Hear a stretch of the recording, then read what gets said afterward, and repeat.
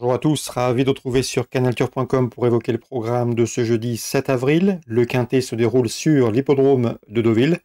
Il s'agira du prix de l'opération Overlord disputée sur le sable. Nous évoquerons donc ce quintet dans la première partie de l'émission. Nous dirons également un petit mot sur les temps forts de cette réunion deauvillaise. Je pense notamment au prix Imprudence, mais également au prix Djebel qui seront programmés en début de réunion. Ensuite, j'aurai pas mal d'informations à vous transmettre concernant la réunion 4 sur l'hippodrome de Rouen-Morgangy, puisque j'ai pu m'entretenir avec plusieurs professionnels y participant. Nous parlerons également de la troisième course à Parilly, à Lyon-Parilly, en réunion 3. Sachez également que vous pouvez liker, partager ce programme. C'est possible et c'est gratuit via nos différents réseaux sociaux, Twitter ou Facebook. Bref, ne vous en privez surtout pas. Donc, concernant ce quintet du jeudi 7 avril, j'ai placé en tête de mon pronostic le numéro 4 Népalais. Il a mieux fini que ne l'indique son classement brut enregistré dans un quintet cantilien pour sa course de rentrée. Auparavant, au mois de décembre, il avait remporté une épreuve de Maccabi, à savoir le quintet prix de Sainte-Mère-Église. C'était donc sur ce tracé, début décembre. Jugé sur cette performance, il me semble en mesure de s'imposer. Je lui poserai le numéro 3, Chasselet, qui avait terminé dans son sillage à l'occasion de cette course référence près de Sainte-Mère-l'Église le 1er décembre sur ce parcours. Un cheval confirmé à ce niveau, 3 victoires, 5 places pour lui en 19 quintés courus, confirmation attendue. Concernant le 8, Sagano, il faut s'en méfier. Ses deux dernières prestations dans les quintés se sont soldées par autant de places de 4e, et c'était à la test l'été dernier. Et pour sa course de rentrée après plusieurs mois d'absence, le cheval a gagné sur le parcours qui nous intéresse. Attention donc à son retour dans les handicaps. Le 5, Exciting, avait bien gagné son handicap sur ce tracé au mois de février. Dans la foulée, il a été battu de peu dans un quintet cantilien le 16 mars, preuve de son efficacité et de sa compétitivité dans les tournois de ce genre. Le 2, Kotchenko, n'est plus à présenter à ce niveau. Il a notamment pris la 5e place du quintet près de Sainte-Mère-Église derrière Népalais et derrière Chasselet. Il tentera ici de faire aussi bien. Je déplore toutefois pour lui son numéro 16 en dehors dans les stalles de départ.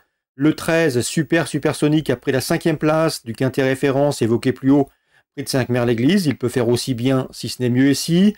J'ai retenu en fin de sélection le 9, My Charming Prince, qui a beaucoup mieux fini que ne l'indique sa 8e place, obtenue dans un quintet.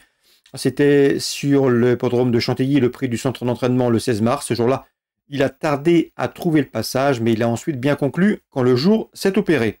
Le 1, Full Précieux, n'est autre que le lauréat de ce quintet prix du centre d'entraînement le 16 mars. Maintenant, il est remonté de 9 livres sur l'échelle des handicapeurs et à mon avis, mieux vaut donc l'envisager pour l'obtention d'une place. En cas non partant, j'ai ciblé le numéro 16, Kauna. Résumé chiffré, 4, 3, 8, 5, devant le 2, le 13, le 9 et le numéro 1. Concernant le prix de Djebel, la deuxième, j'aime beaucoup le 201 Liane. C'est un espoir classique dans l'écurie de Jean-Claude Rouget. Le cheval avait remporté brillamment ses 2 premières sorties publiques avant d'échouer dans le prix de Thomas Brion en fin d'année dernière à Saint-Cloud. À mon avis, pour sa rentrée, s'il a bien évolué de 2 à 3 ans, il peut remporter ce prix Djebel, une épreuve qui peut mener vers les beaux groupins printaniers. Dans le prix Imprudence, le pendant pour les pouliches, une autre épreuve de groupe 3, j'aime beaucoup le 301 Zélie. Elle a montré l'an dernier qu'elle faisait partie des meilleures de sa promotion. Elle compte à ce jour 4 victoires et 2 places de 2e en autant de courses courues. Sachez également qu'elle avait remporté le prix Marcel Boussac très plaisamment. À mon avis, dans ce lot, c'est également une sérieuse prétendante à la victoire, le 301 Zélie. On peut lui poser le numéro 6, Fleur d'Iris, qui peut se targuer de l'avoir battue à l'occasion du prix d'Aumale au mois de septembre. Mais depuis, Zélie a montré qu'elle était bien la plus forte. Je me méfie également au numéro 5, Mavala, qui avait remporté un groupe 2 à Chantilly l'an dernier, qui avait ensuite été courir aux États-Unis pour se classer 2e d'une Breeders' Cup. C'était à Delmar début novembre. Donc attention, c'est également une pouliche de qualité. Choix préférentiel pour la 3e, 301, 305 et 306.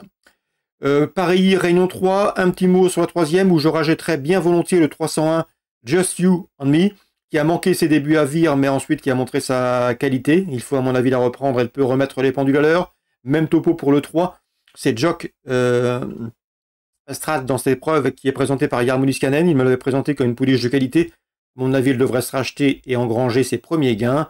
Dans cette épreuve, nous avons également la présence du 309 Jet de Busset, un inédit qui fait l'objet de bruits favorables. Il ne faudrait donc pas être surpris de le voir s'illustrer d'entrée de jeu. Donc, place au rachat dans la troisième appareil avec le 1 et le 3, et on se méfie du 9. On passe à Rouen-Mokanchi en rayon 4.